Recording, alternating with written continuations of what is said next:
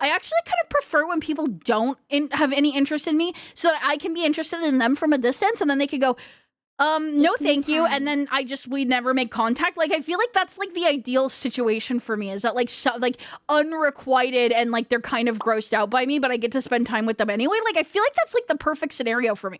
Not like in a cuck way. Like, I definitely don't want to see them in another relationship and like get gratification from that. I'm just saying that like, there's a lot of gratification that you get from having a crush on somebody that I feel like I get more than your average person. Does that make sense? So like, basically, I think a lot of people are like, I have a crush on this person. I want to date them. But for me, I'm like, I have a crush on this person. It feels awesome. Being around them is better than actually having to commit to anything. So I can just be around them and it rocks. And like, I don't need anything from that. Like, is that weird or is that based? Or like, maybe it's just like indicative of like a strange mental process that I have to like, that I was born with, that I just like have to kind of like go, all right, that's the way I am. And then I just kind of like live with it. Is that how that is?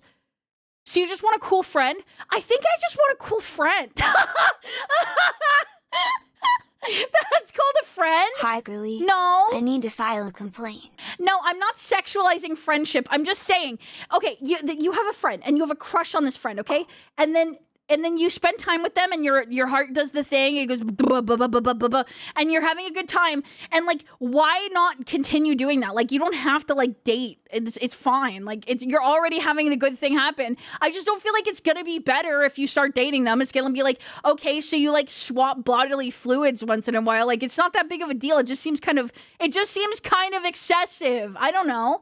Has this ever happened to you? I am a virgin. But that being said, I've gotten pretty close to making a couple of friends and before, and that's, you know, what they say, the friendship's the first step. You know what I mean? Like, it could be any moment.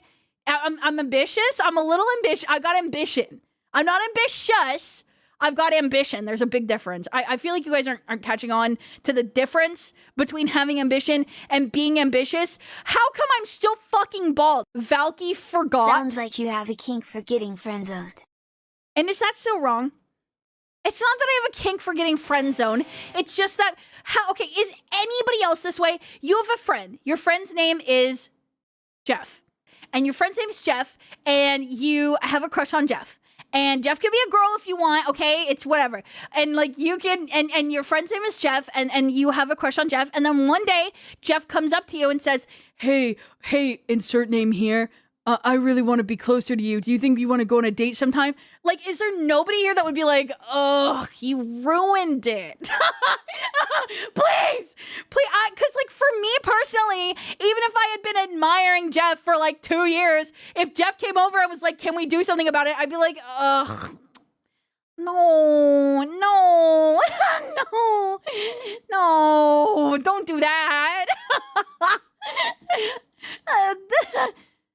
It's like, you know, it's not that we've been flirting and I've been like leading this person on. It's just like, you know, we've been friends. It's not been flirtatious. It's not been romantic. It's just, we've been buddies. And and it's not been any sort of any other thing in any other way. But like, I just want to keep on doing that forever with every person. Is that so wrong? Having crushes on people is just fun. So do you just like fantasize about people? That's some Fujoshi bullshit. Are you freaking kidding me?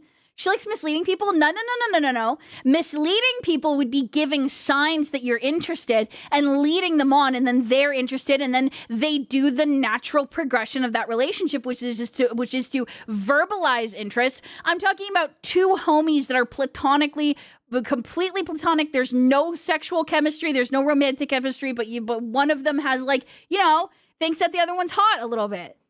You know what I mean?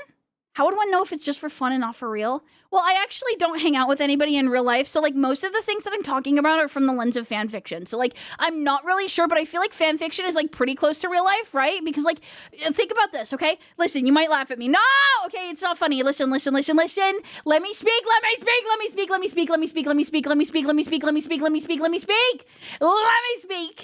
50% of what is reality is what you would do in the reality of when you write fan fiction. 50% of you, what you do. 50% of what you do is what you do and your choice of what to do, and the other 50% is the external stimuli of the world. So therefore, your 50% in the way that you choose to behave and act can be true and canonical, and also hypothetical, but literal in a hypothetical where, do you know what I'm talking about? Press 1 for, are we like doing anything today, or like...